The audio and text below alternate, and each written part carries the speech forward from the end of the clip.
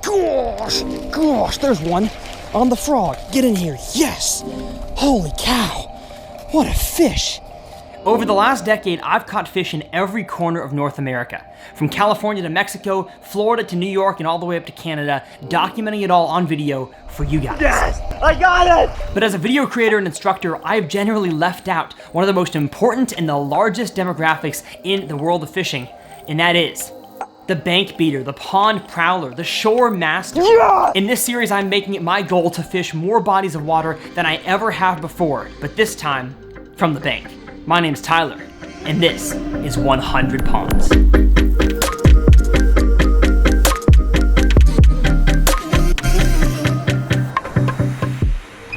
Well, what is crack-a-lackin', folks? And welcome back to 100 Ponds. I tell you, there is something about this series that just gets me so excited to film it, to fish it.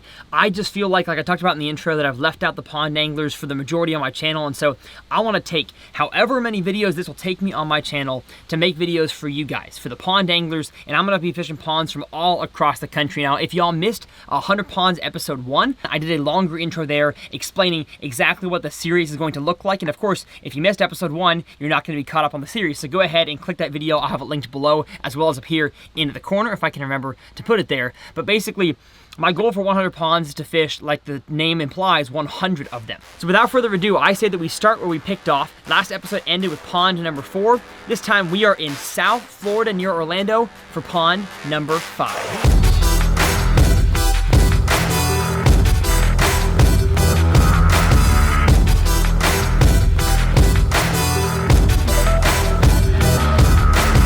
So current conditions we have for pond number 5 is classic Florida early summer. So we're fishing this right now in the middle of May. I believe it's May 20th today. Let's kind of go through all the conditions, at least the way that I thought I filmed episode 1. Water clarity, we've got 2 foot, maybe 2.5. I'm gonna say 2 foot water visibility. We have a decent amount of wind. Now, of course, wind is not gonna affect a body of water like this as much as it would affect a bigger pond or a bigger lake, but it does have some wind. These bass are definitely all post-spawn. I see bass fry right there, and I see bass fry right there. So there's definitely all post-spawn fishing here. I would expect to see some bass feeding on bluegills for a bluegill spawn, maybe a little bit of a shad deal. Of course, as you can see here, we have aquatic vegetation. We've got shoreline pads. I don't exactly know what kind these are, but they're little stick-ups. And then we have what looks like hydrilla right there. Not very healthy, but it is hydrilla. And that right there is all of the conditions. So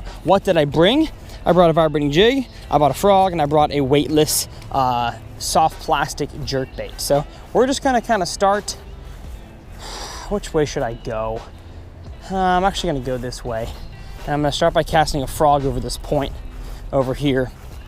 Again, I almost always try to fish reaction baits first.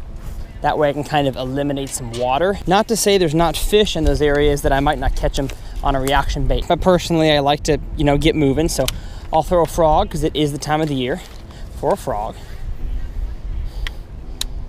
Gonna really pick the high percentage areas. So I saw on this point here, it gets pretty shallow and then starts to slope off right where I casted. So I will cast right there. I probably should have backed off and threw a frog in this shade line. That was dumb of me, but whatever. Too close now. I'd say this pond is 2 acres, maybe 3. I don't exactly know how acres work. I should learn that. And everything in this pond just screams that it would have bass in it. I'm gonna cast the belly weighted jerkbait over this point, this little grass point. Now you may ask, well, how do you know it screams that it has fish in it? Well, just over time, like I said, you fish enough ponds, enough bodies of water, and you kind of know. This one looks fishy. Doesn't mean there's always fish in them, but it is Florida, and I've heard Florida ponds usually have bass. And as a matter of fact, I see bass fry, so they're in here. There's an alligator out there. That's how you know you're in Florida. This is all in good fun, boys and girls. Not gonna harm nobody. Here he comes. Here he comes. Here he comes. This is probably not smart. Here he comes. Oh, you coward. Come on. Oh, nope. You don't want the smoke, or do you want the smoke? There's the smoke. Oh, that's probably a crime. I'm gonna stop doing that.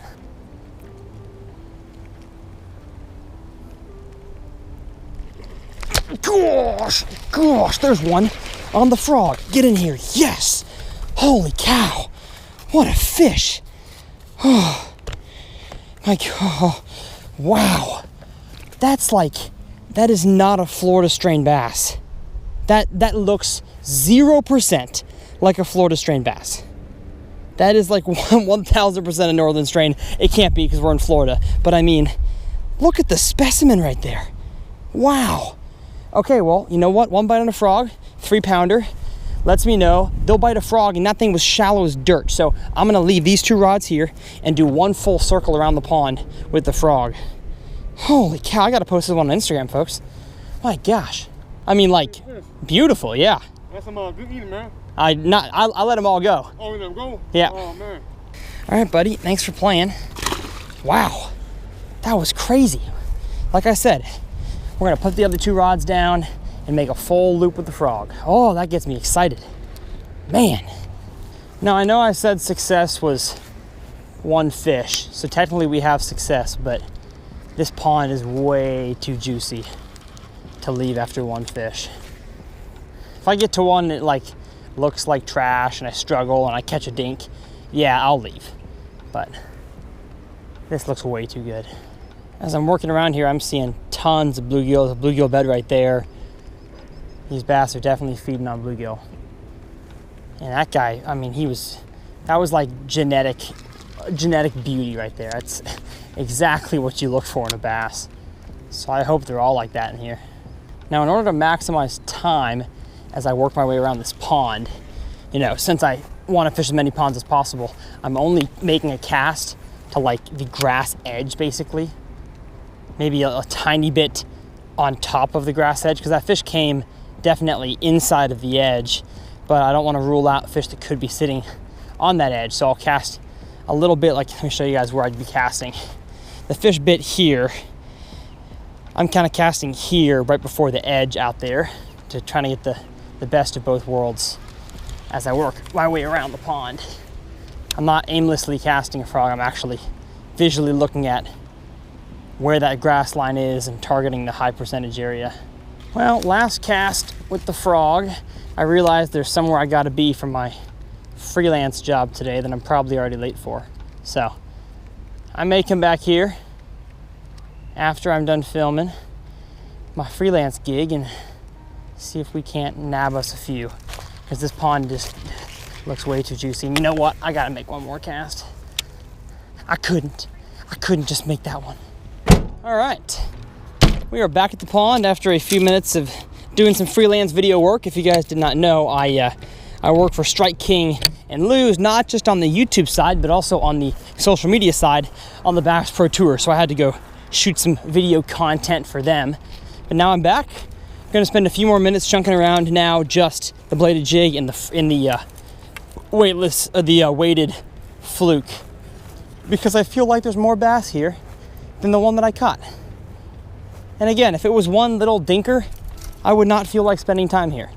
But because it was a chungus, I want to spend some time.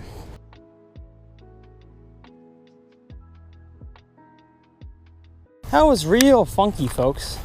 That I caught one on the frog relatively quick, did a loop with the frog, no more, did a loop with the vibrating jig, no more. So I'm guessing the population of fish in this pond is just not very high. And I happened to catch one of the dumb ones. So you know what? We learned some things. We caught a fish that was a success. Time to move on to pond number 6.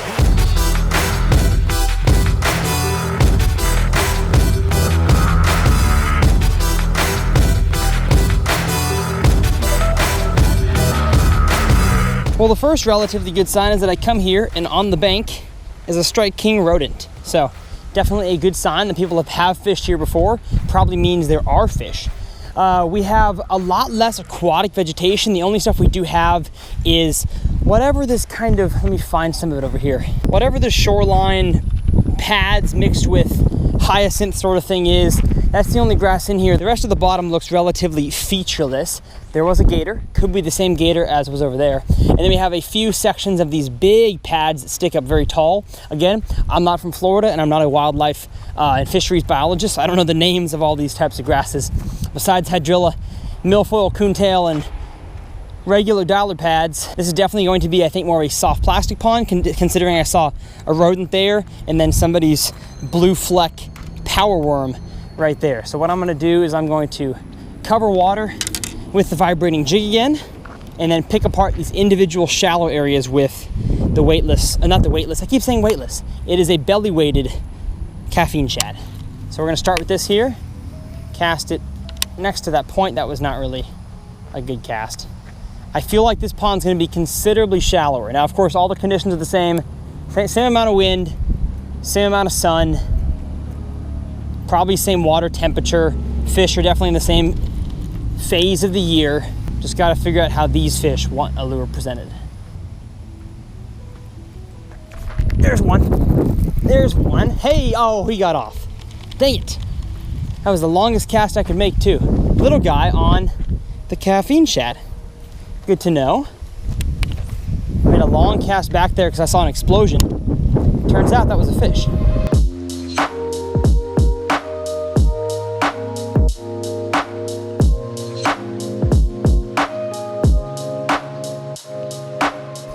We're dealing with a lot more wind on this pond than I actually thought we were. It is a lot less protected by trees, kind of out in an open field. So now the wind's really blowing. Of course, the vibrating jig is still one of my best tactics, but I think a jerkbait, a shallow diving jerkbait, could be good in this scenario. Due to the lack of cover out there in the middle, I believe that would also be a good option. But I think with this type of pond and really the lack of things to target, fish are just gonna be spread out there in the middle.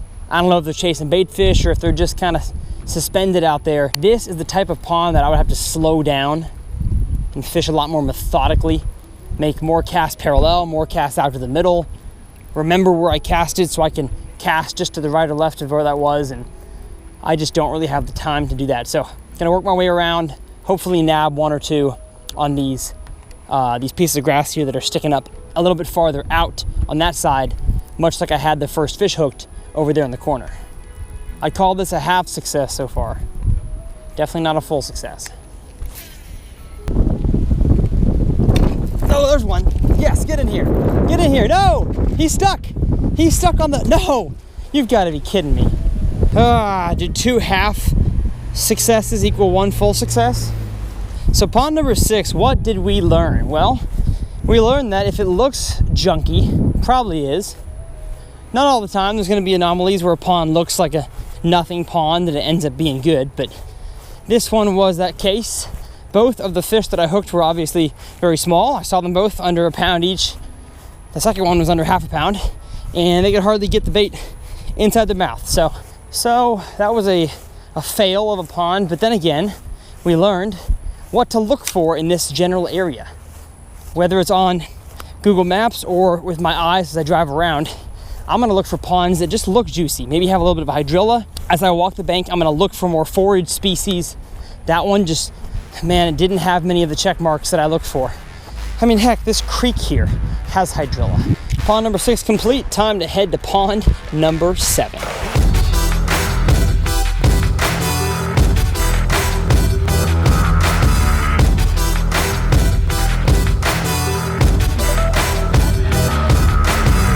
Pond number 7 is definitely one of the juiciest ones I have fished thus far in the 100 pond series, and this is where we will conclude this episode, hopefully with some good success from this pond right here. Now, conditions are the next day from when I filmed the first 2.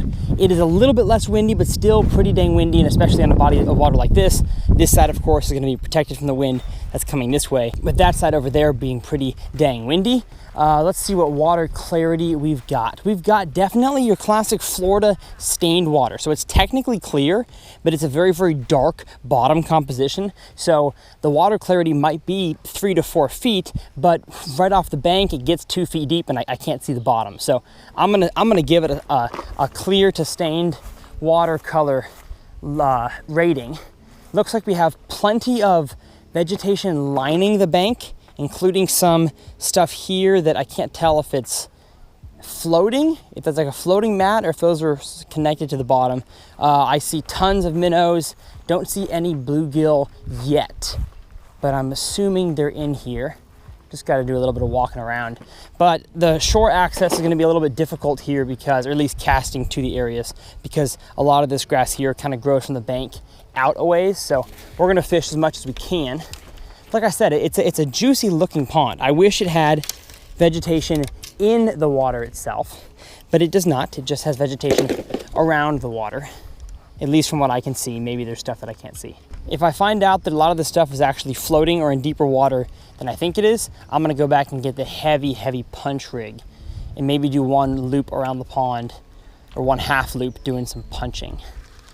But for right now, we're just gonna fish as fast as I can while picking everything apart. So I'm not gonna do a full loop with the frog. This pond is too big to do a full loop. This one's gotta be, if I'm going by acres, I don't know, 6 acres, 10 acres, something like that. And with this size pond, I usually spend a little more time doing things than just quickly covering water to find fish, especially when you have so many targets to target. Now, one other thing y'all are gonna probably notice about most of these next few 100 ponds videos is that I'm fishing in the middle of the day, which is not recommended, especially here in the summertime and especially in Florida.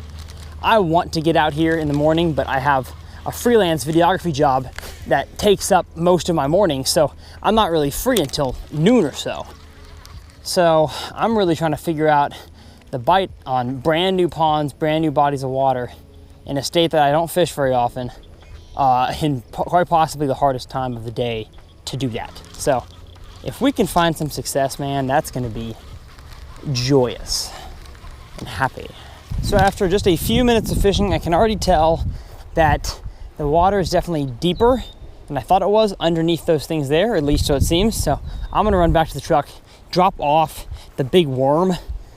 Yeah, the big worm could get me a bite out deeper, but I really wanna cover the bank first and really pick apart all the grass targets. So I'm gonna get the punch rig and a wacky rig. See what I can do with those. Moment of truth. Is it as deep as I thought? Oh. Let's see. Huh? Yeah, for sure. It is for sure deep. Just gotta find the places I can actually punch.